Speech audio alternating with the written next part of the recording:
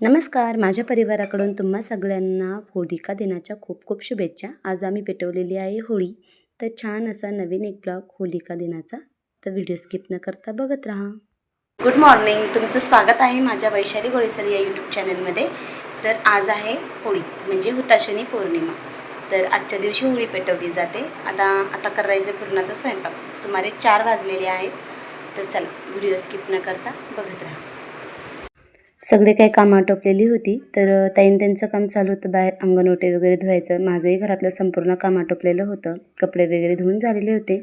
मी कपडे सुकत टाकत होते तोपर्यंत दोघीजणी बाहेर ओटा वगैरे धुवून घरातलं पूर्ण काही आवरायचं काम चालू होतं. होळी जर म्हटलं तर घरातली पूर्ण स्वच्छता केली जाते. आपल्याकडे महाराष्ट्रीयन परंपरेतील हा महत्त्वाचा सण म्हणजे शिमग्याचा.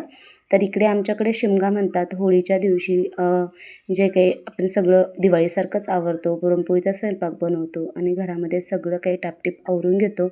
घरातल्या वाईट दृष्टिकोन, आपण म्हणतो वाईट नजर वगैरे सगळी काही निघून जाते. या दिवशी सगळं काही घरातलं व्यवस्थित आवरतात. निगेटिव्हिटी बाहेर जाते, पॉझिटिव्हिटी घरात येते.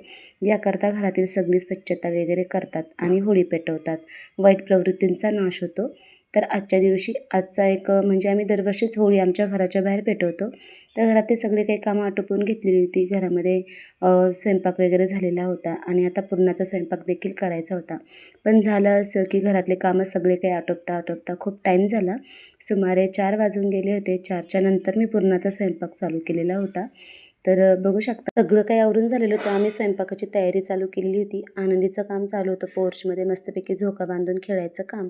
तिला काही झोका घेता येत नव्हता म्हणून तिने खिडकीला दोरी बांधलेली होती आणि झोका खेळत होती. तर बघू शकता तिचं म्हणजे आज मुलांना सुट्टी होती होळीची. दुसऱ्या दिवशी पण धुलिवंदनची सुट्टी आहे.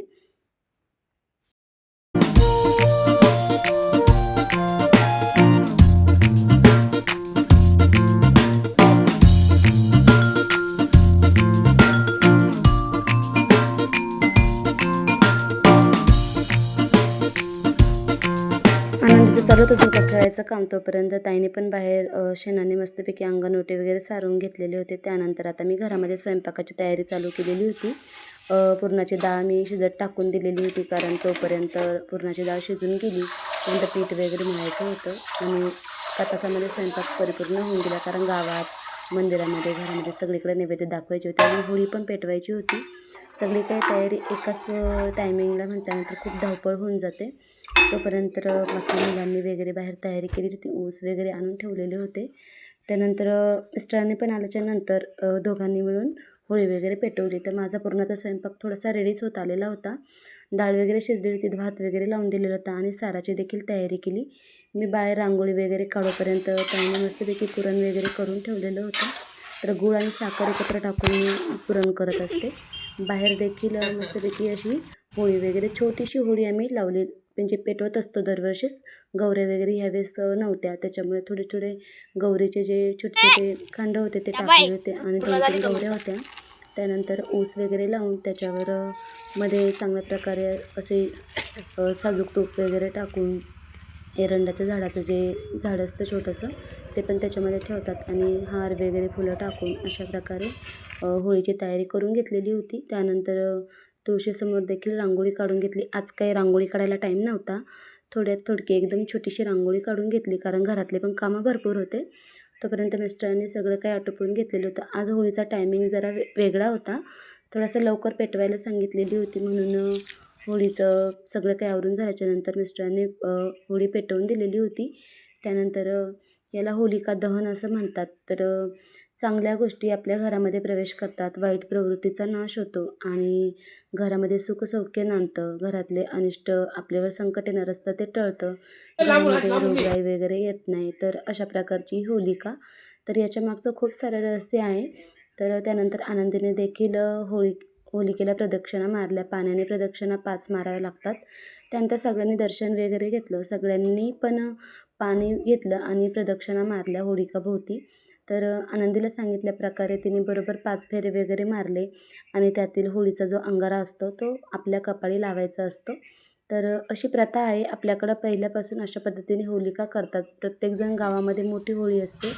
तर आता आम्ही घरासमोर म्हणजे जसं काही जेव्हापासून आम्ही घर मळ्यात बांधलेले आहे तेव्हापासून प्रत्येक वर्षी होलिका आम्ही अशा प्रकारे दहन करत असतो.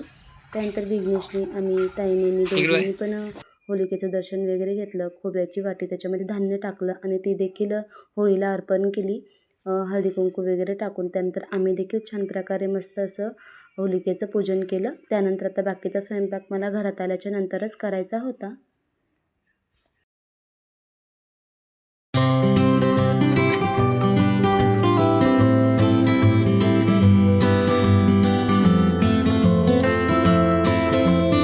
अशी आमची गावाकडची पद्धतीची होळी. तर तुम्हाला कशी वाटली कमेंटमध्ये नक्की सांगा.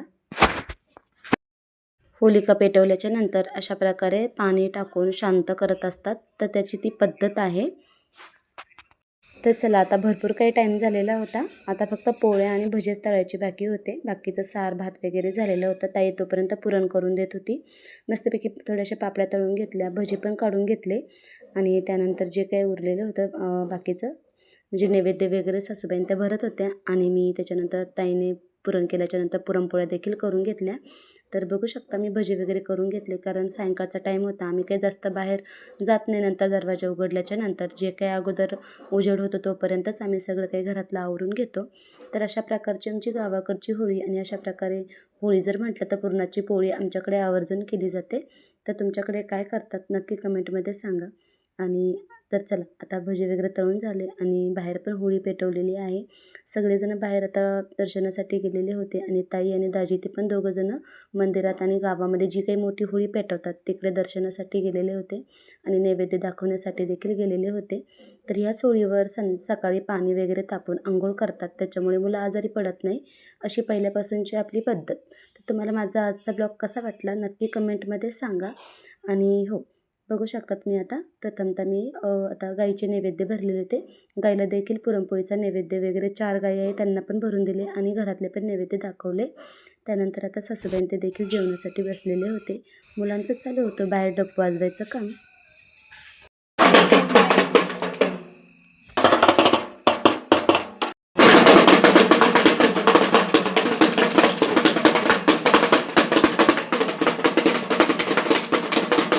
होळी आली की म्हणजे धुलिवंदनच्या दिवशी डफ वगैरे वाजवतात, वीर नाचतात. तर दुसऱ्या दिवशीचं तर ह्या दिवशी सुद्धा अशा प्रकारे डफ वाजवला जातो. मुलं बाहेर डफ वाजवत होते तोपर्यंत मी घरामध्ये पाक वगैरे ठेवलेला होता आणि आता सगळे काही जेवणाला बसलेले होते म्हणून गरमागरम भजी तळायचं काम चालू होतं. तर आमच्याकडे अशा पद्धतीची होळी पेटवतात आणि अशा प्रकारे डफ वगैरे वाजवतात. पुरणपोळीचा स्वयंपाक केला जातो. दुसऱ्या दिवशी वीर नाचवले जातात आणि त्याच्यानंतर उपवास करू पण जेवू घातले जातात. पण यावेळेस ग्रहण असल्यामुळे त्याच्या दुसऱ्या दिवशी स्वयंपाक करावा लागणार आहे आणि त्या दिवशीच वीर नाचवले जातील. तर बघू शकता आता पुरणपोळीचा स्वयंपाक झालेला होता. सगळ्यांना काही वाढून दिलेलं होतं. दूध वगैरे गरम केलेलं होतं. तर आजचा ब्लॉग मी इथेच संपवते. भेटूया अशाच एका छान नवीन ब्लॉगमध्ये. तोपर्यंत सगळ्या ताईंना, दादांना, माझ्या यूट्यूब फॅमिलीला होळीच्या पुन्हा एकदा खूप खूप शुभेच्छा. भेटूया अशाच एका नवीन ब्लॉगमध्ये. तोपर्यंत बाय बाय.